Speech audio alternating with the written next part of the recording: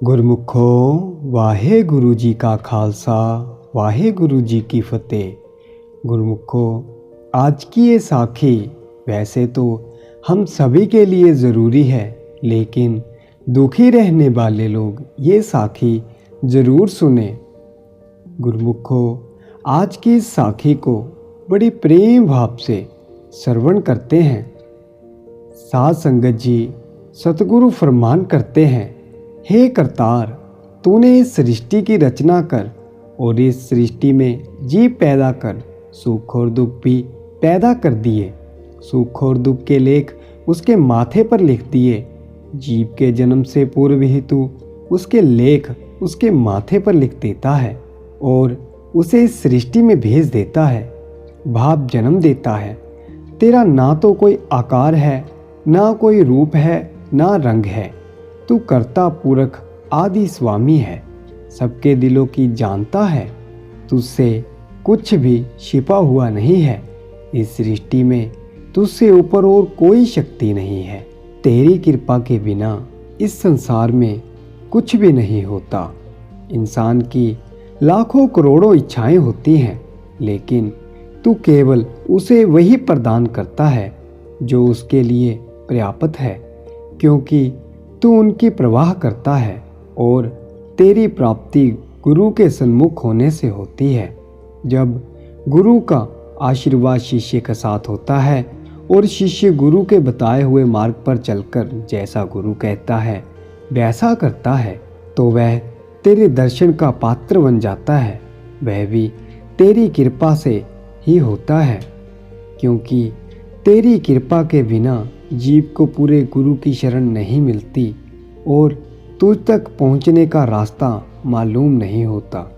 लेकिन तेरी कृपा से उसे एक पूरे गुरु की शरण मिल जाती है, तो वह अपने गुरु के बताए हुए मार्ग पर चलकर तेरी कृपा का पात्र बन जाता है और तू उसे अपनी नाम रूपी दौलत से भरपूर कर देता है, जो कि ऐसी दौलत है जो कि कभी भी किसी द्वारा छीनी नहीं जा सकती, कम नहीं हो सकती और जो बेअंत है। और उस जीव पर तू अपने नाम का रंग चढ़ा देता है और उसके बुरे कर्मों के लेख दोबारा नहीं लिखता। यानी जो प्रभु के करीब आ जाता है उसके सुख और दुख का चक्कर समाप्त हो जाता है। परंतु वही मनुष्य तुझ तक पहुंच पाते हैं जो सेवा भाव में रहकर तेरा नाम सिमरन करते हैं और गुरु की आज्ञा के अनुसार चलते हैं, गुरु के उपदेशों पर चलकर अपना जीवन व्यतीत करते हैं। यहाँ पर सतगुरु हमें यह समझाने की कोशिश कर रहे हैं कि हमें करतार की प्राप्ति उसके द्वारा ही, उसके आशीर्वाद से ही हो सकती है, क्योंकि उसकी कृपा के बिना पूरा गुरु नहीं मिलता। माया के इस महाजाल से छुटकारा नहीं मिलता। और सतगुरु कहते हैं कि अगर एक बार भी हमें पूरे गुरु की शरण मिल जाए और हमारा उस करतार के साथ मिलाप हो जाए, तो हमारे सुख और दुख का चक्कर समाप्त हो जाता है। हम सुख और दुख की अवस्था से ऊपर उठ जाते हैं। ऐसा केवल तभी होता है जब हम गुरु के उपदेशों पर चलकर उस करतार की बंदगी करते हैं, उसकी बंदगी के लिए समय निकालते हैं। सुख और दुख तो मानवीय जीवन का एक हिस्सा है। यह तो संभावित रूप से आते जाते ही रहते हैं। इनके आने का भी एक कारण है, जो कि करतार से दूरी है। जैसे जैसे जीव पूरे गुरु की शरण लेकर नाम अभ्यास करता है, वैसे वैसे ही दुख उसके जीवन से दूर होने लगते हैं और आनंद प्रकट होने लगता है। साध संगत जी बाबा फरीद जी अक्सर अपनी अरदास में मालिक के आगे यह कहा करते थे कि हे मालिक, मुझे दुख देते रहना, मुझे दुख देते रहना।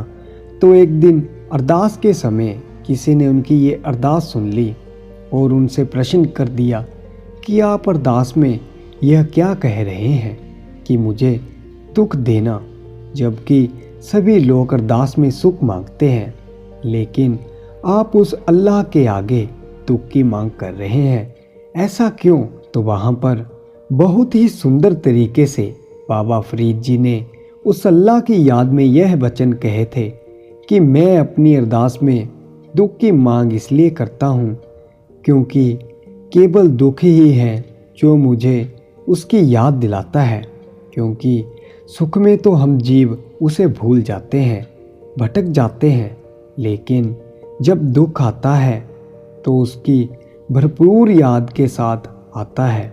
हम उसको पुकारते हैं, उसको पुकार लगाते हैं, उसको याद करते हैं और जिस क्षण उसको याद किया उसी क्षण दुख का कोई ठिकाना नहीं रहता और वह प्रकट हो जाता है। साथ संगत जी, दुख का हमारे जीवन में अधिक मात्रा में होना हमें इस बात का संकेत देता है कि हमने उस ईश्वर से दूरी बनाई हुई, हम उससे बहुत दूर हैं।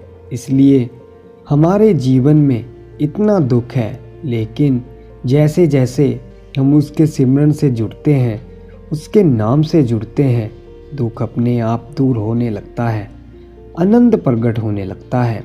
हमारे अंदर एक अजीब सी आनंद की झलक उठने लगती है जिसके होने का कोई कारण नहीं होता, वह अकारण ही होता है और जीव आनंद में रहने लगता है। साथ संगत जी, आप हमें समझाने की यह कोशिश कर रहे हैं कि दुख हमारे जीवन में तभी आता है जब हम परमात्मा को भूल जाते हैं। अगर परमात्मा को हम हमेशा याद रखें तो हमारे जीवन में कभी भी दुख ना आए। हमेशा परमात्मा हमारे इर्द गिर्द ही रहे, हमेशा हमारे साथ ही रहे। साथ संगत जी, हमारी आज की साखी यहीं पर समाप्त होती है। गुरमुखो, प्यार से कहना वाहे गुरु जी का खालसा, श्री वाहे गुरु जी की फतेह।